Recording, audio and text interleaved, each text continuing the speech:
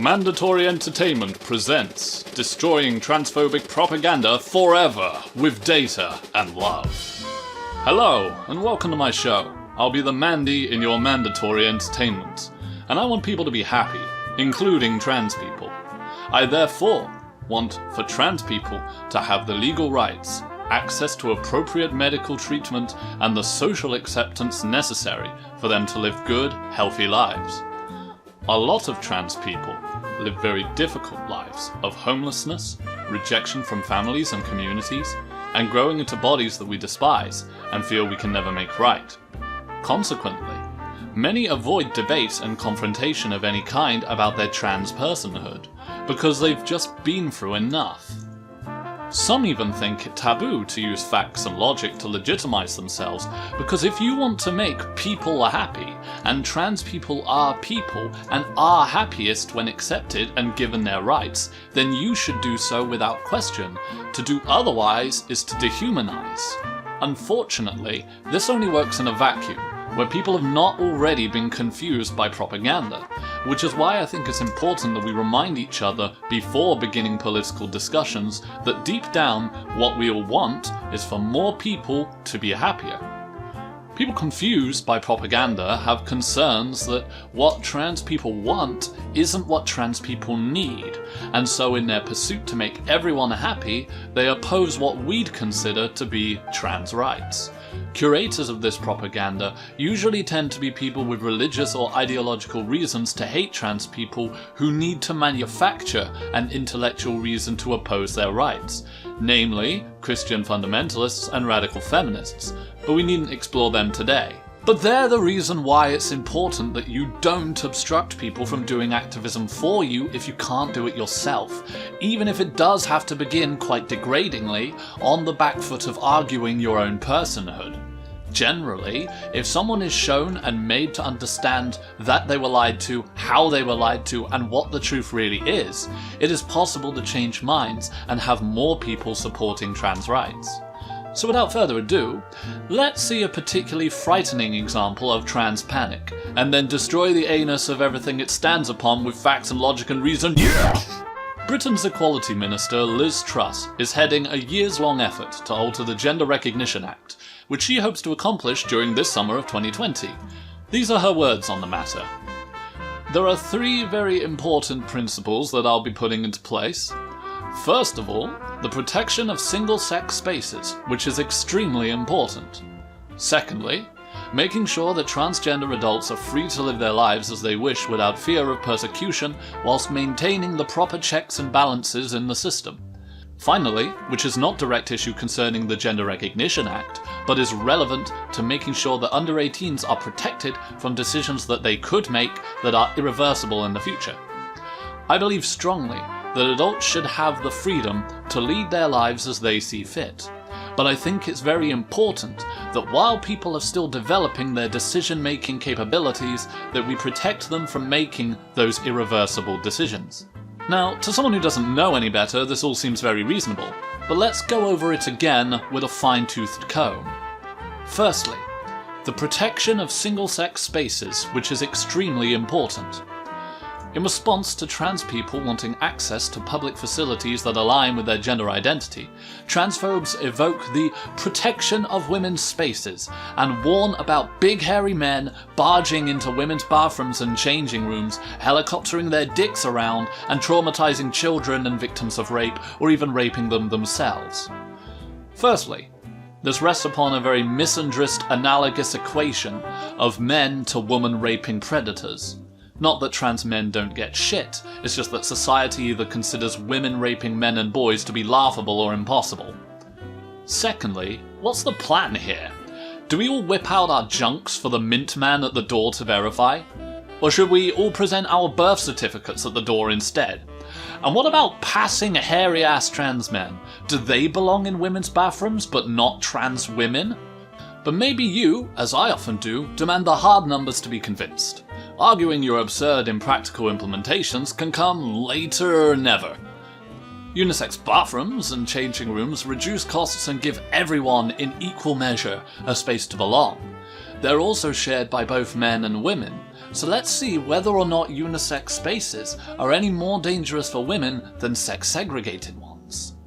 The first pages I found warned of this rapey danger, but they either had no source or just listed a number of articles describing individual cases of sexual assault in gender-neutral spaces. One page cited a Freedom of Information request from the Merseyside Police, asking for a number on the sexual assaults that take place in gender-neutral toilets and changing rooms.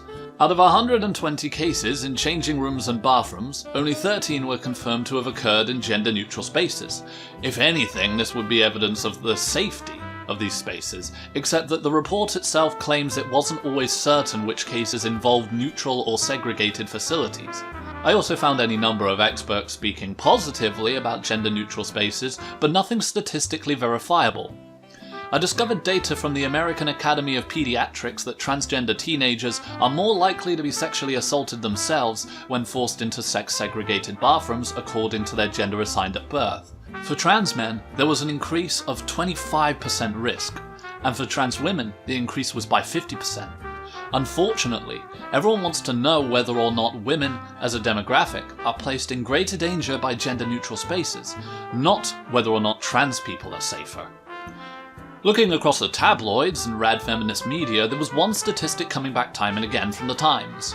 Study finds 90% of sexual assaults happen in gender-neutral bathrooms and changing rooms. Now initially this seems to be very damning. After all, a study found it. But not all studies are conducted nor presented appropriately. This one, for instance, just turned out to be a disjointed ranting article, all leaning on that 90% statistic, for which no source nor transparency is offered. It quotes some nameless MP who described gender-neutral spaces as a magnet for sex offenders and increased danger for women and girls. It then says, at least 2/3 of all sex incidents in public pools and leisure centres, whether inside or on the grounds, happen in unisex changing areas. Only a handful occur in single-sex changing rooms, the figures released under the Freedom of Information laws show. Of which I have to ask, of all public pools and leisure centres, where? And more pressingly, how many public pools and leisure centres in that area use gender-neutral facilities, and how many are gender-segregated? Because unless you actually have proportional statistics on neutral and non-neutral spaces, then your data is completely useless. Let's say that I conducted a study where I create two groups of people. One group consists of 100 gay people and the other consists of 20 straight people, and the aim of my study is to determine which of these two groups eat more.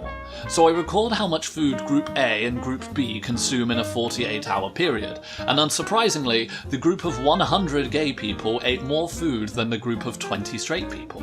I then use this data to assert that gay people in general eat 5 times more food than straight people. That would be ridiculous, and yet it's exactly what the Times did, and that so many other outlets then took as gospel. The rest of this so-called study is legitimately a collection of segmented quotes of nameless MPs and rad femmes with various concerns, alongside irrelevant allusions to random instances where sexual assaults did actually happen, as if to say, see, it really did happen that one time, our data must be significant. They also have a graph labelled Changing Room Sex Attacks in Council Sports Centres and Swimming Pools, also titled Unsafe Spaces, which is very edgy, but the diagram itself only serves to show more so its own sparsity. Where did these happen? How many facilities did you look at? How many were gender neutral and how many weren't in the area? It needs to be proportional or it means nothing. Needless to say that this study is completely unusable. Unsurprisingly, I only see it being shared by other various tabloids and papers, and yet never cited by anyone in academia or by any cross-sectional analysis of data on the topic. In the end, I found exactly one usable piece of data to answer the question that we all want to know. A study which found that bathrooms or locker rooms being gender neutral didn't have any significant bearing on the number of sexual assaults that occurred there. Unlike the Times article, this is an exhaustively referenced study that is entirely transparent about the duple methods it used to acquire repeatable data, showing all of its information on all axes, showing gender-neutral versus segregated areas in a proportional way, namely by cases within samples of 100,000 people, as well as exactly where all of the data came from, alongside a description of how it was used. And no matter which way you look at it, there is just no correlation. Sometimes there's an extra 0.5 cases per 100,000, and sometimes there's one less. Regardless, a difference of 0.5 or even 2 in 100,000 really is negligible. This means that when Lizz Truss virtue signals about the protection of single-sex spaces, which is extremely important, she's really just signalling an intent to implement laws that will hurt trans people at the benefit of literally no one, in direct opposition to the reputable data on the subject. Now, I've demonstrated how it usually goes when you look for data on these issues, so I needn't be so long form with the rest of these. If anything, every other subject has a lot more data to draw from, all of which is firmly in favour of trans people. Lizz says we should make sure that under 18s are protected from decisions that they could make that are irreversible in the future. She says, "I believe strongly that adults should have the freedom to lead their lives as they see fit, but I think it's very important that while people are still developing their decision-making capabilities, that we protect them from making those irreversible decisions." So this statement is obviously referencing the likes of gender reassignment surgery, hormone replacement therapy, and hormone blockers for young people, and it's important right off the bat to be very clear about all of these things. Hormone blockers are prescribed to trans youth in order to postpone their puberty long enough for them to decide what they want for themselves, after which time they can either continue a regular cisgender puberty or begin a transgender one. There is nothing irreversible or dangerous about puberty blockers. HRT is only offered, most especially to younger people, after intense and lengthy deliberation to ensure that the patient is certain.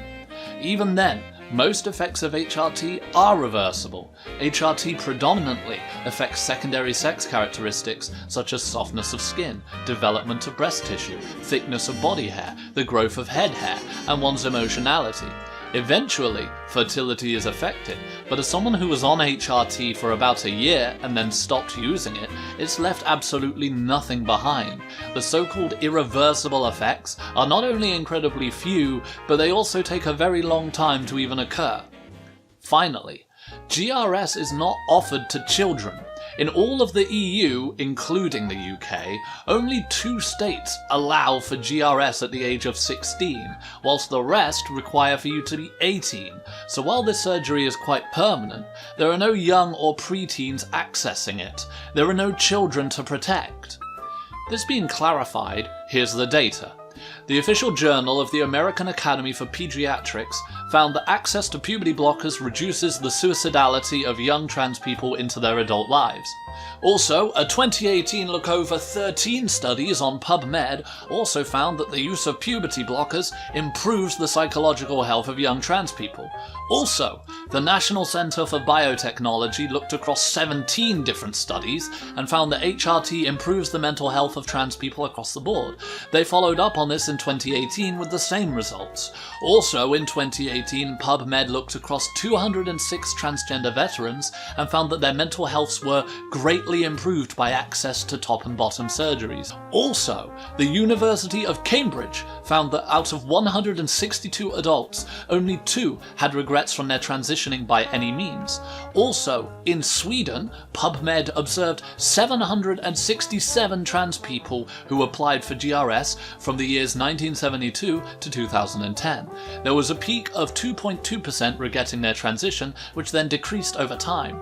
Finally, the EPAF study on trans regret, with the largest sample size, found that of 3,398 patients throughout 1 year, only 16 of them, or 0.47%, expressed transition-related regret or detransition. The reasons stated by patients for their regret or detransition included social factors, reporting physical complications, and changing their mind about their gender identity, and identifying as their gender assigned at birth. it is important to recognise, as this study does, that changing your mind is far from the only reason that people detransition. According to the American Academy of Pediatrics, trans adolescents are more likely to commit suicide than any other group, with 50% of trans men and 40% of trans women attempting suicide. And when you get someone off of their hairy men in women's bathrooms argument, they often make an appeal to their genuine concern for transgender people and children, such is the case with Lizz Truss.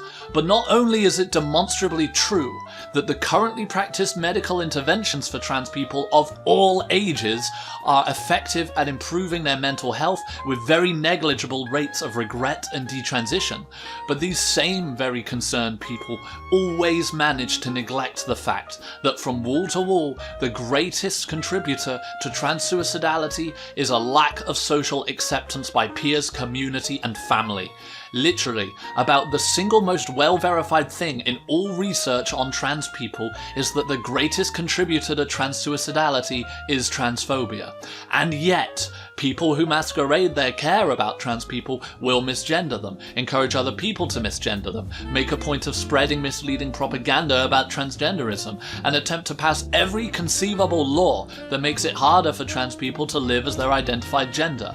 In summation, nothing that Lizz Truss brings to the table has any basis in science or in data of any reputable kind. Her fears for women stand against the facts. Her fake concern for the children also not only stands against the science, but would also serve only to increase the suicidality of trans adolescents. Returning to our axiom, no matter how much trans people weird you out, it's about time to ask whether or not degrading and denying trans rights to trans people actually achieves anything besides putting sadness into the world. Evidently, it doesn't. Lizz Truss is the product of transphobic propaganda, which has very real consequences for trans people. The good news is that accurate information on these medical procedures and all of this well-substantiated data is not hard to find at all. In fact, I've put all of it in the description below. Generally, it's the academically shunned studies with shit methodologies that have to hide on obscure little sites being mirrored by randos across the internet. So if you ever need to prove someone wrong on any of these points and bring them round to a sensible way of thinking, I hope you'll find the resources with which to do it here. Finally, there is a petition to oppose Lizz Truss's proposed changes to the Gender Equality Act. However, if you are British, then I cannot encourage you enough to actually write to your MP and tell them exactly what you think about this. Young people not writing their MPs is exactly why you don't get what you want. It was also brought to my attention today, after I'd finished writing the script, that not only is there an open letter that you could sign if you want to oppose Lizz Truss, but that she has also already responded to the current backlash with a letter absolutely confirming her intent to segregate these spaces. Just in case anybody thought I was sort of extrapolating too far from the looser quotes earlier, she wrote a letter in which she's very, very clear on this point, which you can also access in the description below, alongside all of my sources. I'll be as transparent as possible because ultimately the facts are on our side. I've been the Mandy in your mandatory entertainment, and I bid you adieu.